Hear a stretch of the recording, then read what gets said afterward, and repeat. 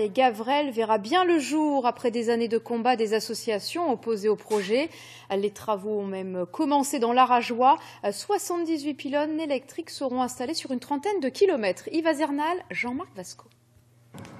Difficile de se l'imaginer, mais dans 2 ans partira d'ici la plus grande autoroute de l'électricité jamais construite en Europe, du 400 000 volts.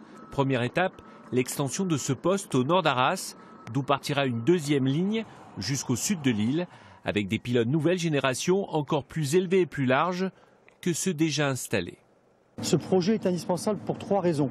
La première, c'est de sécuriser l'alimentation électrique de la région de Lille et d'Arras.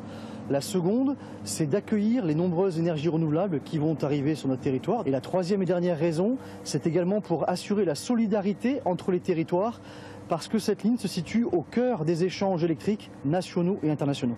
Un gigantesque chantier dont l'utilité est contestée depuis 7 ans par ces 3 responsables d'associations qui n'ont pas ménagé leur effort, soutenus par des milliers d'habitants de la région, pour empêcher la construction de cette ligne.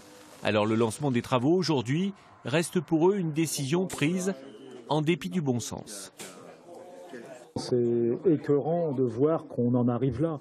Et ça, c'est l'image de la décision politique qui a été prise il y a très longtemps, d'engager des investissements aussi lourds pour tripler une puissance de transport énergétique, donc tripler la puissance de la ligne, passer de 1500 MW à 4500 MW, alors que la ligne aujourd'hui ne transporte que 500 MW. Je devais faire un classement des dangers de la santé d'abord, en particulier pour le risque de leucémie accru pour les enfants. Il y a le paysage, l'environnement complètement massacré par ce futur projet.